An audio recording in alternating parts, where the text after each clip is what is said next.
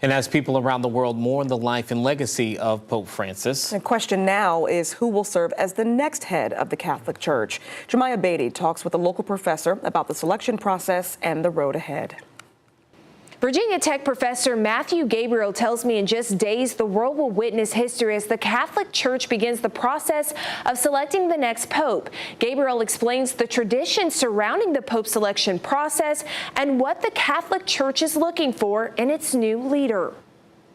Matthew Gabriel, a professor of religion and culture at Virginia Tech, says the process of handpicking the new head of the Catholic Church is a serious but careful task. The Pope will have an enormous influence in one way on kind of what the Church ultimately does and the face that it presents towards the world. Gabriel says the Pope selection process is a medieval practice that dates back to the 13th century.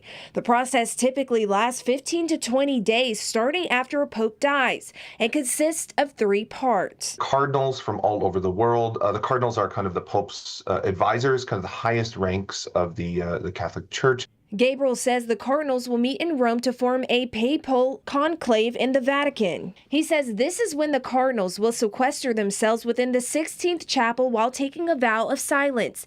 Gabriel says a secret ballot vote to select the next pope begins. The cardinals will complete 4 rounds of balloting until a candidate receives 2/3 of the vote. What oftentimes happens, though, is that the 2 or 3 kind of top vote getters in each round, they start to consolidate support, and then the field kind of naturally winnows.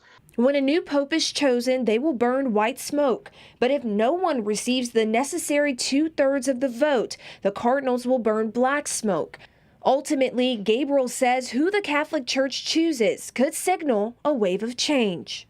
Gabriel notes many commentators are also looking to see whether the new pope will take Pope Francis's lead on previous topics like his stance on abortion or LGBTQ rights. Jemiah Beatty, 13 News Now. Well, the professor says only cardinals under the age of 80 are eligible to vote. He says those eligible to be elected as pope have been previously appointed by Pope Francis.